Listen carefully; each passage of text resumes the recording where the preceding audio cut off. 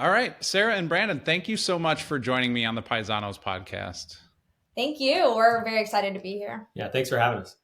Yeah, absolutely. I feel like I asked you to be on this podcast at one of the craziest times because so much has been happening in your lives. And I know we'll get into that, but let's just start with like a little bit of background on the two of you, and maybe you can tell the audience how I found you because you run a very popular social media account. You have a lot of followers, and what's kind of your goal with that account? Awesome. Okay, well, I don't even know where to start. I feel like we'll just start with van life. So, of course, my name is Sarah. This is my husband, Brandon. We have been in the van for 4 years today. Yeah, today's actually. Today's our anniversary, I guess Yeah. you can call it. Wow, that's Yeah. that's perfect. Perfect timing. So, yeah, we've been in the van for 4 years. We built it out ourselves and then have been traveling across America and even into Mexico. Yeah, and it just kind of started out. We wanted to just travel, and then we were just posting our travels online, and then it just kind of turned into something. Where other people enjoyed seeing what we were posting. Yeah, and for people who don't know and are listening to this, Brandon, you do van rebuilds, is that right? So how did you kind of get into that initially?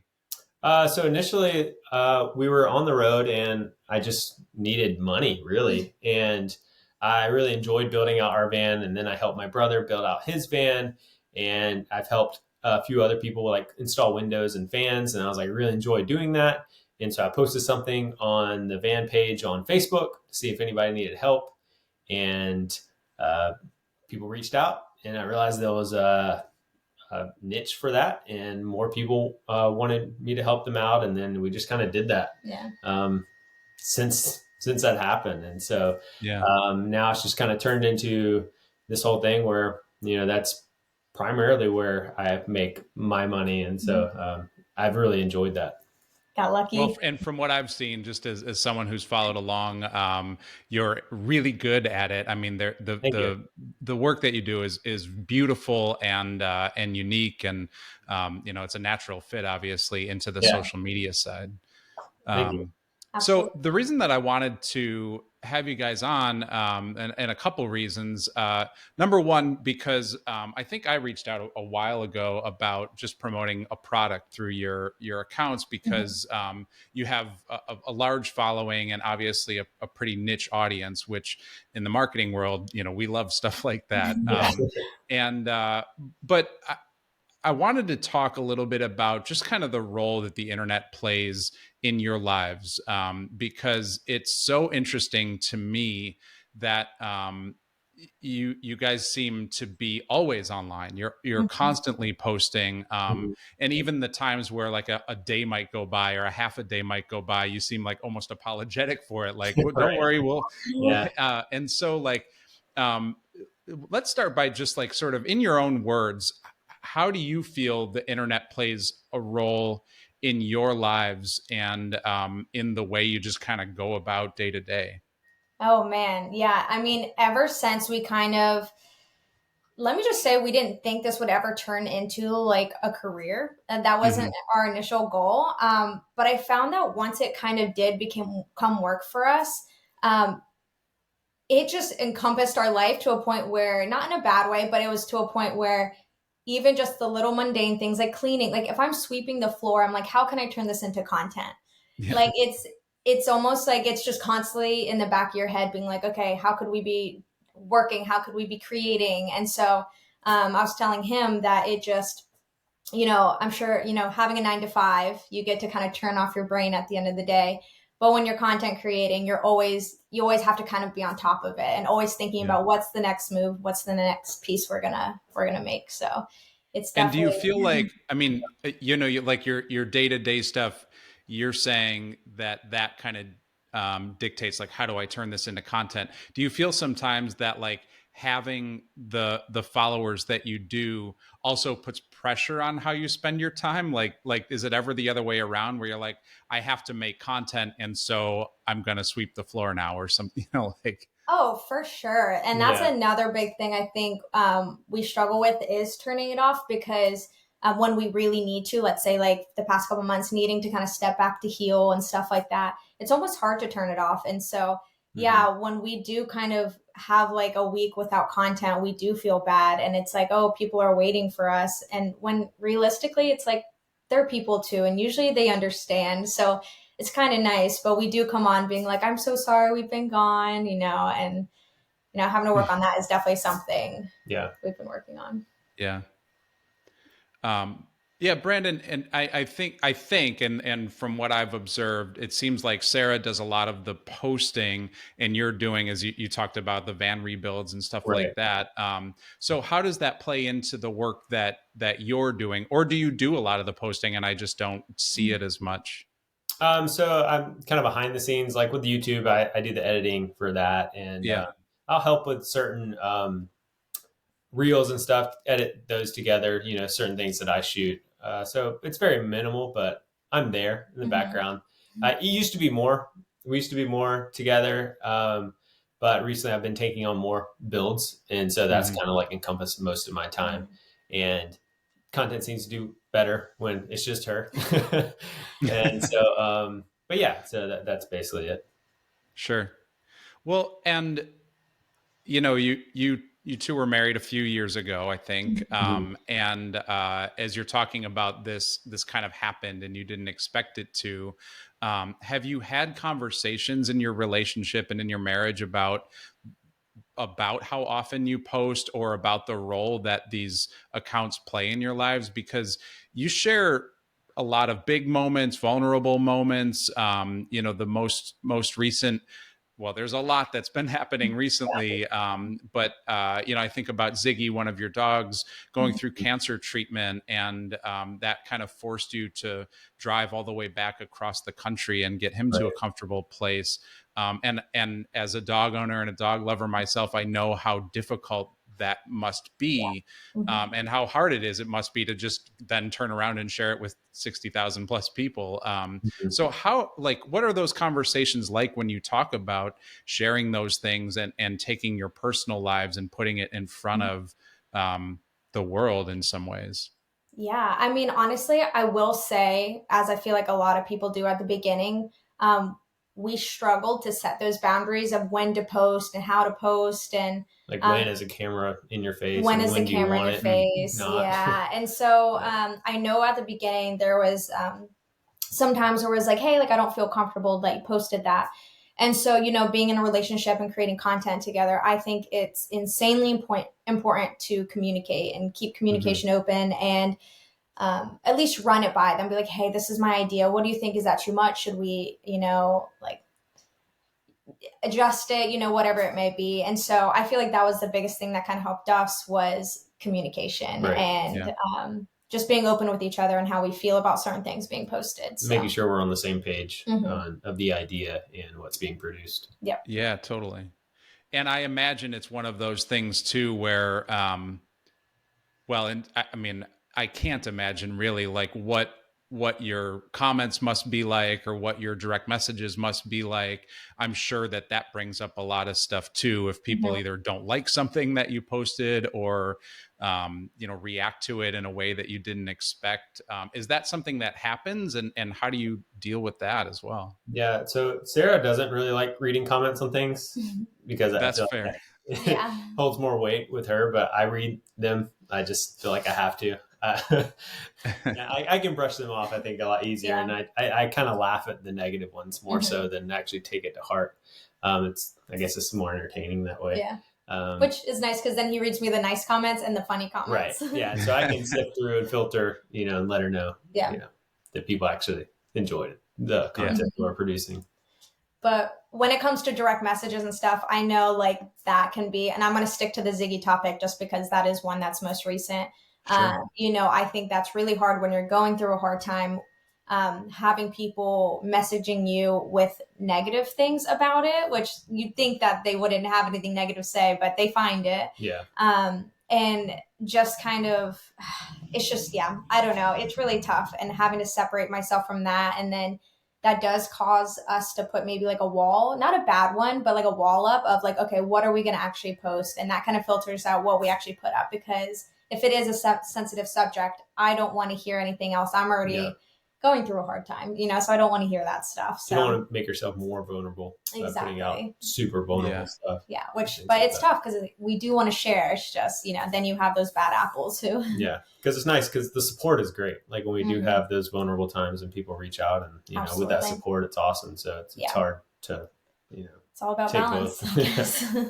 Oh, totally. And I mean, that's the reason why I asked the question, because I've certainly seen, comment sections get out of control, and it's almost inevitable that someone's either trying to troll you or they're just a negative presence or whatever. And, yeah, it's crazy that it would even be connected with, struggles with your dogs or struggles in general. But ruthless out there. Yeah, and you learn how to deal with it. I appreciate that perspective. One of the things that I've noticed about the two of you, though, particularly, and there are a lot of accounts out there that might, consider themselves influencers, or in the marketing world, we would consider themselves influencers. But the two of you are so natural in the way that you create content. Like it just kind of feels like, as a viewer and as a follower, like we know you a little bit, which might be unsettling on your side, or it might be exactly what you're trying to accomplish. But how do you feel like you accomplish that, or how does it actually come naturally, I guess, is the question. And if so, have you just developed that over time? Yeah, I think it's easier to be yourself and be organic and show your true self, because to me that's so much easier content to produce than trying to fake something and trying to make it cheesy, and it's just not you. And that's when you exhaust yourself. When you start putting on essentially an act, I don't like to necessarily call it that, but an act that just doesn't resonate or align with you, that's when you're going to burn yourself out from content creating, and you're going to exhaust yourself, and it's not going to feel fulfilling if it's not your true self. Yeah. And I think people can see through that, they can see when you're genuine and they can see when you're not being 100% you, because it's not consistent. It's really hard to stay consistent when you're creating somebody that you're not. Sure. Yeah. So does the phone or the camera, like, does that just become like a thing that just exists, like another being almost in the van or wherever you're living? Yeah. Go ahead. And so I was gonna say, it gives me, I love to talk, honestly. Yeah. So it kind of like, it gives me an outlet. And it kind of just makes, because it's a community. And so it's like, almost like I'm just checking in with like all of my friends, and that's what it feels like we're doing. So anytime I'm on there and like updating people and like getting response, it's just like such a fun community that I crave. So it's always a lot of fun. And I feel very natural doing it. There was a moment, I can't remember how long ago, but it was just a totally innocuous thing. You were stepping out of the van. I think, Sarah, you threw like sand or something in the air, and in slow motion panned over, and the sand just caught the wind and ended up entirely in Brandon's face. And it was one of those things that, like, immediately, even to me, I was like, oh, this is going to go viral, because that is absolutely hilarious. Do you know, like, when you've got something that is just going to like really catch some attention, or does it surprise you what gets popular? It is honestly super surprising, because like we had that video, like we shot it, was super hilarious, but we didn't post it for like, I think a month. I think we forgot about it. It was just in our camera roll. And then I think I randomly posted it one afternoon, because I was like, oh yeah, this video, we should post it. And I was like, should we post it today? And Sarah was like, yeah, post it. And then it just, it's like one of our highest views videos. And so it's kind of crazy like how that happens, because like the videos that we put so much thought into and so much like, I don't know, effort, feel like don't do as well. It's always the random ones that you just like kind of just throw up, and which is awesome, but it's so painful at the same time. It's kind of frustrating. But exactly. Yeah, that's fun. To work really hard and get 1,000 views and then just post something like, we need something up there, and it gets millions or what. Took 3 seconds to take, no redos. It just was like, it just happened, and then here we are. We have this funny video, let's post it. Oh man, that's funny. Well, what are some of the things just over time that you've learned people really do react or respond to, either in a viral way where it gets shared a lot, or in a way that generates like a lot of conversation or messaging or whatever? What are you going to say? I mean, you go ahead. I know what we're about to say though. Um, well, okay, it could go in multiple ways. So I'm gonna I let you think, start it, well, I and think then most of the things that go viral are the ones where people are just hating yeah, on what we're doing. they find Oh, something to pick on or hate on, and then they roll with it. And And then you have people like supporting us and arguing with them. So you just have people making a thread, just arguing back and forth between each other. And then you just have people just saying ridiculous stuff. And that's usually yeah, what goes viral the most often, hence why unfortunately. I don't know if you saw the fridge saga that we had when we were in Mexico. oh yeah, where you had like a cooler or A something, and cooler then leaker. So we had no idea. yeah. So the only reason we created like a 5 video series of this dang fridge doing stupid things is because people hated the fact that we like they just didn't like the whole fridge idea of us getting rid of it and everything. And Yeah. so we rode that out because I was like, oh, they hate it. It's getting us a lot of views and followers. And so we rode that out. And so sometimes we take advantage of that, the Yeah. negativity, and because it gets us the views we want. Yeah. But Yeah.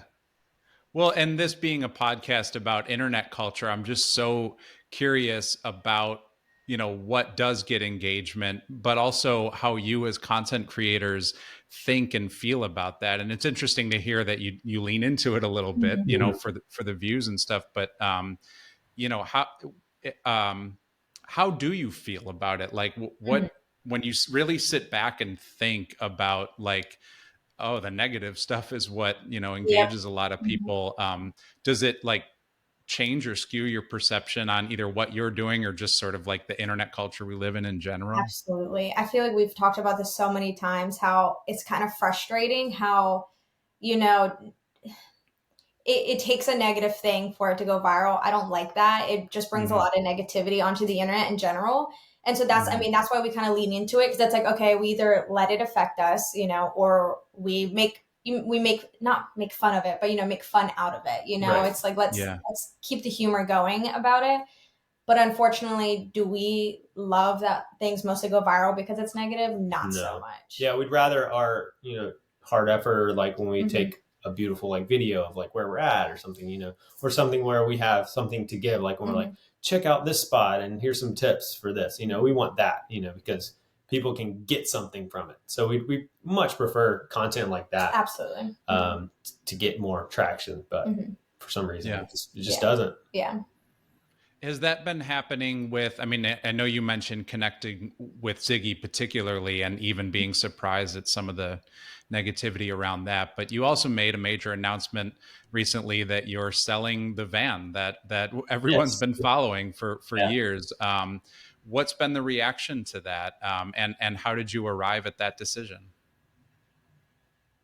I mean, I feel like the reaction's been pretty good. I think there's been 2 different reactions of like, oh my gosh, what? No more van life? And then other people who kind of just like know us are like, what's next? Like, what's the next Right. chapter? This is Yeah. exciting, which we've had a lot more of. Yeah. And so I actually really love the support. I know some people are shocked because it came out of nowhere, kind of. Mhm. But we've had just so much support behind it and so many people Oh, who you are, guys just froze for a second. I don't know if it's the yes, same on your end. Can you hear me? yes, I can. Okay. Do you want me to Sorry. start? And the good thing about using this platform is that even if I appear grainy or if there's freezing or something, it still records on both ends. So Okay. I'll get the best and I'll have good Awesome. audio and video Oh, quality and perfect. everything. So Okay. yeah, Okay. So we don't need to sorry start about over. that. But yeah, so I don't know if I cut you off there or if you want to just start over. Oh no, you're good. I think I was just saying about how like we've gotten just a lot of support from it, which is it was a shock to everybody, but we got so much love and support and people who were so excited to see what our next chapter was. So it was pretty. It was quite nice. Yeah, I think the people that are closest to us. I mean, we've kind of discussed selling van for the past, I think, this from the beginning of the year, and so we talked about it with our close friends. So they kind of anticipated it. So it wasn't a huge shocker to like our close community, Mhm. but definitely with our followers because we haven't brought that up at all. Yeah. But yeah, most people are stoked to Hmm. see what we have next Mhm. coming, and so so the people that really Well, know, just they like, know it's not the end of it. Mhm. got it. Got it. Well, and I'm relieved to hear that. But how did you arrive, or what went into deciding to sell the van? Because it did. I mean, much like the internet itself, it's I imagine becomes it's your home. I mean, Right. it's where you've started your marriage and where you like started your careers and things. Mhm. It's crazy. It's our first home. I know. And I built this thing, or we built this thing to last. Yeah. I imagined us having it when we're kids and, take trips on it and just be like, this is the van we used to live in, blah, blah, blah, blah. But I think recently we've kind of like not outgrown it, but we realized like what other things we would want in a van. And so we just kind of want a new project and want to see with the knowledge that I've gained, over the years to see what I can create now and just make something cooler, I guess. Living Advanced 2.0. Yeah. And so, were you worried at all that it would affect any of the progress that you made with your followers or with your more popular social media accounts? Yeah, because a lot of times, I might slip a secret in here. A lot of times when you kind of stay settled in an area for a little bit, like a house or something, um, followers tend to kind of fall off because they're so much more interested in the travel and the van and everything like that. And so it is kind of a scary transition. And I'm hoping that doesn't really happen to us and people love us for us and not just our van and our travels. But I guess we'll see. Yeah, I think that circles back to like us being genuine and us being ourselves and organic, and hopefully people will have enjoyed following us, not just our van. And so hopefully that can transition to whatever we choose next. Yeah. Yeah. How does that feel transitioning into what you might share, or how that might be different? Like, do you feel like you're taking a step in terms of your vulnerability, or what's your plan with all of that? I think I'm going to struggle with it. Feels like we're almost starting over, maybe, and so trying to find like, because with the van, it's easy. Anything you do in a van, people are just like, oh, what are you doing in a van? So it's like transitioning to something that's going to catch your eye, that's going to be engaging, and so I think that's going to be a little like hard transition for me, at least. So yeah, mentally, Yeah, because we don't have, for a while, we're not going to have that like flashy yard of the Grand Canyon or like, anything like that. And so it's like having to, transition into what doesn't seem so exciting, which it is, but it just, I guess our fear is that it's just not nearly as eye-catching or as exciting as, people prefer. Mm-hmm. So for people who are just listening and not watching, you're both relatively young. Obviously, I mentioned, at the beginning of your marriage and just starting to sell your first home. But do you envision, like, what's your thought long term with the accounts that you're building? Obviously, there's a possibility that this becomes a full-time career if it's not already, and but also one algorithm change or one major change that causes your audience to go in a different direction could be detrimental to things like income, to things like, where you're building sustainability. And I don't mean to say that from like a fear mongering perspective. I know in this world that must be a thought that you have in the back of your head. So do you think about those things long term as you're building these accounts, and how they might be sustainable? Absolutely. Honestly, it is kind of a fear because social media is constantly changing. A new thing is constantly coming out. So it's already kind of hard to keep up with. So I think the one thing that really helps us to not have so much stress behind it is having like your van building, which doesn't rely on social media that much. I mean, besides getting the word out, it doesn't rely on like posting and stuff. I paint pet portraits. That doesn't quite rely on that either. So I think it's just really important to just always have a backup plan. And I think that takes away a lot of the stress and then brings back the hobby aspect of posting on social media. And that's what keeps it fun, because that's as much as you can keep it from feeling like hard work, you're going to be more authentic and it's just going to circle back more authentic and enjoy it more. So I think that keeps the fear out of it. Yeah. Now you've built, I've talked about, building a large following, and it seems like there would be some responsibilities that go with that as well. Having such a large audience, not only being careful in the ways that it could affect you, but being careful about the things that you do and say in the way that it could affect your audience. And you do seem very aware of that. And so I wanted to ask, one example was during the Gabby Petito saga, and because she and her boyfriend were part of the van life community, I know that you were engaged quite a bit and asked a lot of questions and things. So how did you handle that, first of all, specifically, and then more broadly, the sort of responsibilities that come with having such a large audience? Yeah, I think it's tough because we try to stay out of like current events and things like that, because we don't want to be a news page, I guess. But like when Mm-hmm. something big like that event happened in our community, it's like we almost have the responsibility with our audience to, post about it and show our condolences. I mean, because we're family on there, and we want to support other family members. Right. Absolutely. In that community. So we definitely take responsibility in that and try to use our audience in a positive light. And then, yeah, I guess like more broadly, how do you think about that responsibility, or plan for it if you do, or just kind of kind of take it on a case by case basis? I definitely think it's case by case. It's always so hard because it's just really hard to bring up so many different types of topics, and um, I always struggle so hard like on how to explain what I'm thinking. It's just it can be some things can just be very sensitive topics, and so we always are doing our part. It's just whether we talk about it or not on social media, we try to avoid it, because that doesn't, just because we don't talk about it doesn't mean we're not doing things behind closed doors. And so we don't want that to ever feel like that determines and if we're doing something or not.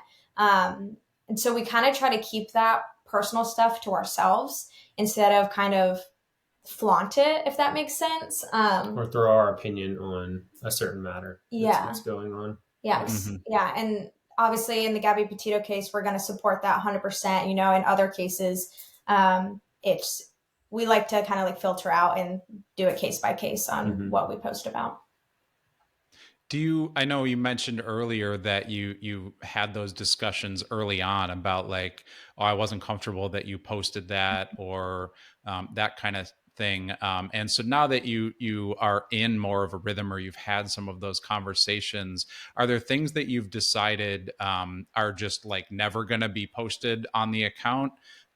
Or is it all something that you're just constantly having a conversation about?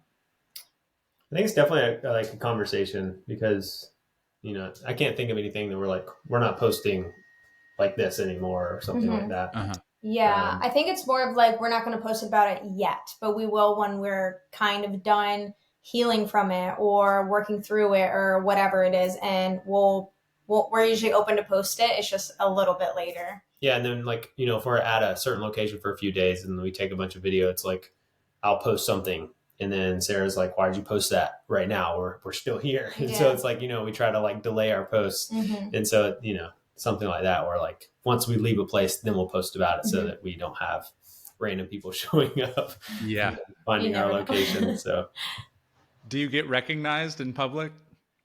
We have. Yeah. I got recognized by my name one time, which I thought was really cool. Yeah, that's awesome. That's awesome. One time. Yeah. We have. Yeah, it's pretty cool. It's actually like, it's flattering. It's like, oh, and then it's like, we love meeting people. So it's just really cool to see the face behind profiles. Yeah. Well, and it's not like one of those things where it's like going to happen everywhere you go, or you can't go like shopping, without being mobbed. But so, yeah. What would you say? I mean, there's this whole culture of people now who think about building social media influence as a second career, as a side hustle. There's advice, and there are lots of things that they can find on the internet that are resources. But is there anything that you would say about this journey for the two of you so far, for someone that's just getting started in it?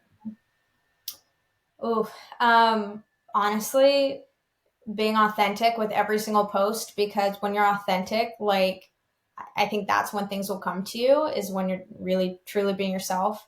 And posting every day. Yeah, post often, and don't Uh-huh. let the algorithm or trends or anything like that burden you. I guess just post what you want to, and Even if you're getting 50 views, keep yeah, going. Like, just don't give up. you'll find your niche. Your Mhm. audience will find you, and just stay consistent. Yeah. Yeah. And is Consistency. there any, Yeah. yeah, consistency. Is there anything that you know today that you wish you knew when you were just starting the accounts? That's a good question. I feel like before the whole algorithm changed, I would have said yes, but now I feel like it's so different, Yeah, I don't know and anymore. it's different every week. I feel Yeah. like, so it's like, I don't know. It's hard to keep up. I wish I think one thing, this might be a little turn, is I wish we just never were that hard on ourselves. I feel like at the beginning we were very hard on ourselves because we expected something. And when you Mm. start expecting things, that's when, I don't think it works out too well for you. But I think it's like, just don't be hard on yourself, because that'll just wreck you. Mm-hmm. Yeah. Don't compare yourselves to other accounts. I think Mhm. that's huge. That's another Yeah. huge one. It's like, why is this person performing so much better than we are? And it's like, Mhm. we're putting in more effort, or we have more followers, or something, blah blah blah. And Mhm. so I think that's a huge thing. It's just post what you want and Mhm. be your own page. Yeah, exactly. What were the expectations that you had, like right in the beginning, that you said, you wish you weren't so hard on yourselves? Yeah, well, so I will say at the very, very beginning, when we were just posting for fun, we didn't expect anything. And then once it kind of became a thing, we started getting followers and our expectations went up. I think it was more just, oh, we're expecting more views. Why isn't this happening? I think that was the Mm-hmm. the biggest thing for us, was like, our views aren't there. Why isn't it catching? This video is a great video. And it's so easy to put so much work into a video, and then when it doesn't perform well, you just think it's a crappy video, when that's just not the case. Yeah, and then you stop making those videos Exactly. instead of like not letting that affect you, and you just continue making this awesome content. It'll eventually get traction. Yeah. And so that initial video that didn't do well kind of stops you in your tracks instead of just letting you work through it. Yeah, and I think that's what we struggled with, was the views comparison is, and that kind of really got very discouraging. Yeah. Yeah, getting caught up in those numbers, that makes a lot of sense. Exactly. As you've built this career, and it's something that you said, post every day, and it's and you do, and you're on there often. Has it affected the relationships that you have in real life, either through meeting people and getting to know people that you never would have met before, or any negative impact on friends or family, or people who might not quite understand what type of career you're building? Me?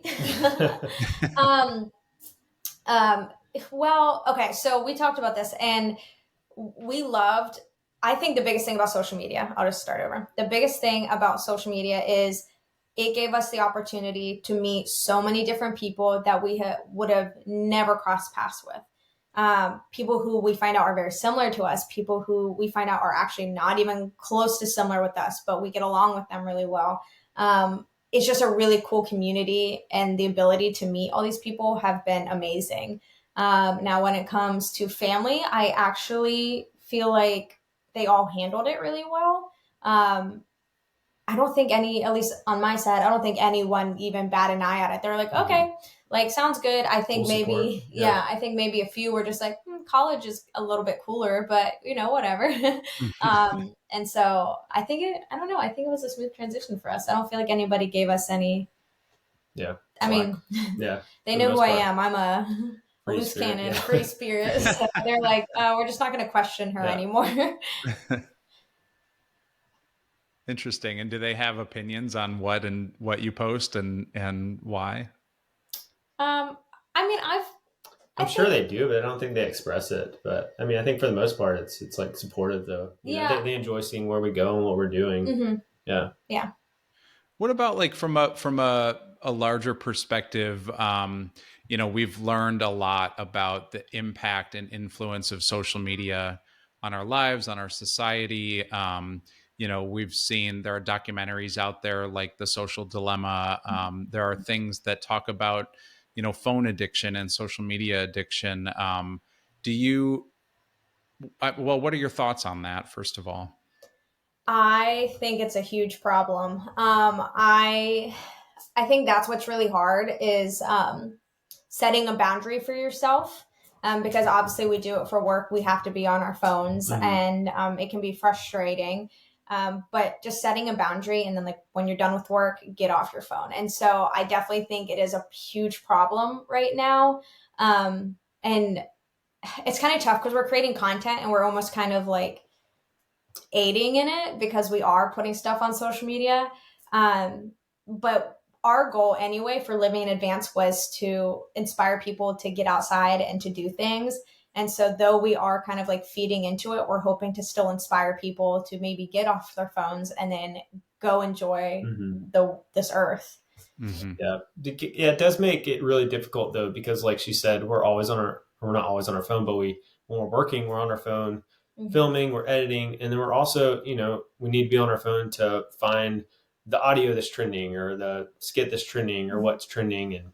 And so it just feels like it's constantly always there. And it's hard to separate.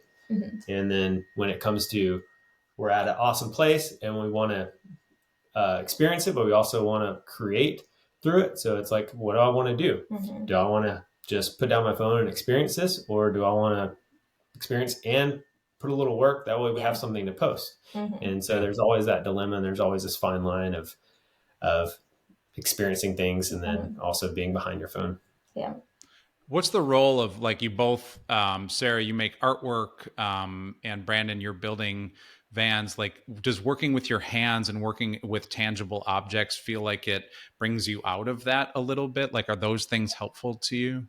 Absolutely. 100%. Yeah. Especially for me, because I get in a bad rut or in a bad place, like when I'm just like not doing anything with my hands. And so it's just such an outlet for me. It honestly is like therapy, especially like painting. It's like it's doing something physical, which is so it's almost like a break for my brain. Like after I'm done painting, I'm like, wow, I feel really good. Like it's just like it's just crazy how that switches. When you're on your phone all day and you get off, you never feel good.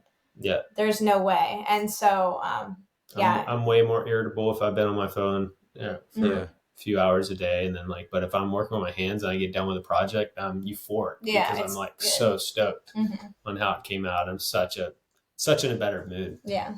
All about boundaries and No, I feel that. I mean, like, even some of the things that I like to do as hobbies, whether it's golf or hiking, those things are great. But then I feel like, should I be taking pictures? Is there a way to turn this into, a social media account or whatever?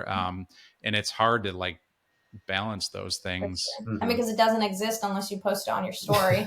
Yeah, exactly. Did I even golf? Yeah.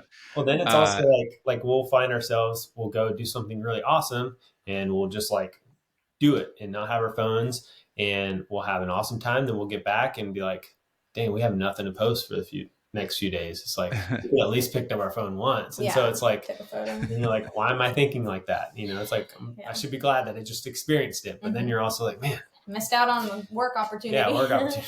So it's rough. Well, I mean, I appreciate you sharing that, because I do think that it is one of those universal things, whether someone has, a massive following online or just someone who goes on social media. I think there's a lot of pressure to post stuff just all the time, and being really intentional about doing something without your phone is important, I think, to hear from, especially the two of you. Well, yeah, and that's why we set those boundaries. Like during, obviously, we're eating together, having coffee or having dinner. We don't have our phones. Right. We tend to play games at night, so like card games, something physical. So then like we're like connecting and interacting, and we don't have phones during that either. Not necessarily because like we're forcing ourselves not to have our phone, but like it's once you kind of get into it, you crave those moments of like connection, and so another thing is like setting boundaries for yourself in those Yeah. situations too. I was going to ask, are there any like places in the house where you just have said like no phones allowed in, in the bedroom, or no phones allowed in at the dinner table, or things like that? Or is it just like constantly evolving? I do think it's constantly changing because it's very situational of like, okay, what are we doing, during this time? But I have my like dinner table. I would love to get to the point where we have no phones in bed as Right. well. Mhm. But when we watch like a show or something, we watch it on our phones, and Yeah, then because it's we don't have a easy. TV or anything. Yeah, So so it's so so much Right. easier to like be on that and Yeah. then get distracted. And so, but that's I have like we have goals, but we do definitely have set boundaries for certain situations. Yeah, especially like date nights and stuff. It's like phones are like nowhere near the area we're in. So Yeah, that makes sense. As you think about this more broadly, and as you're in this period of transition and moving, to selling the van, and I know that you've got some announcements planned for this week, so I won't ask you to break any news here on the podcast. But what are you most looking forward to? What are some of the things that this has given you an opportunity to do in your lives that you're really excited about? Um, But mine's also feel free to break news here if you yeah, yeah. want. Mine's gonna be like stupid obvious, so I'm just gonna break it because something that I'm very excited about is having a lot more consistency, staying in one area for a little bit. Because that's one thing while you're living in a van, as much as you kind of want a routine, it's very, very hard. And so getting my routine back and having consistency, being able to bike more. I'm an avid biker, so I'm excited to do that, and have a garden and eat from the land. So I'm very excited. What about you? I mean, I think I'm excited to get you in a place where you're excited about those things, and kind of settle into that. Just have a little rest before 2.0. Yeah, and I'm excited to create, be able to create and work more with my hands at like um, a personal basis, I guess. Where I'm doing it for me and not just for a job. Yeah. Yeah. And I Well, guess, that's great.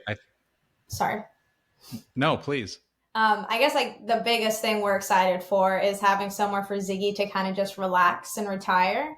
That was like the main reason we came out here. We're just excited about the other benefits of it, but that's the main reason. We're excited to have somewhere for him to just kind of live out his life and hang out.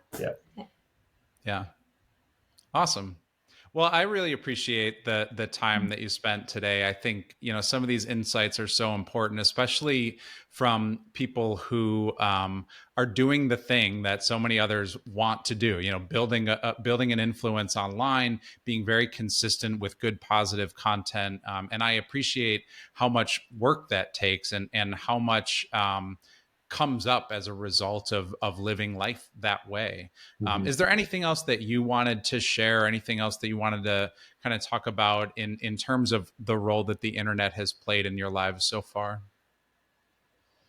Honestly, I feel like I think just being genuine. I think that's like 100%. There's so many people out there that are just not being themselves, and then you have people looking to those people and as like inspiration and idols, and it's just unrealistic.